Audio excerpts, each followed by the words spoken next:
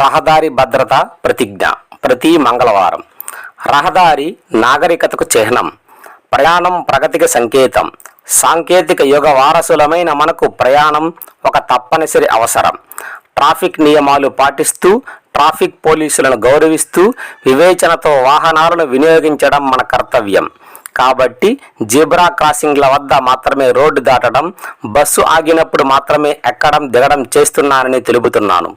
ప్రాణం ఎంతో విలువైనది. హెల్మెట్, సీట్ బెల్ట్ లేకుండా మితిమీరిన వేగంతో, నిర్లక్ష్యంతో, అవగాహన రాహిత్యంతో వాహనాలు నడపడం ప్రమాదం అని, దిద్దుకోలేని తప్పు చేసిన వారం అవుతామని గ్రహిస్తున్నాను.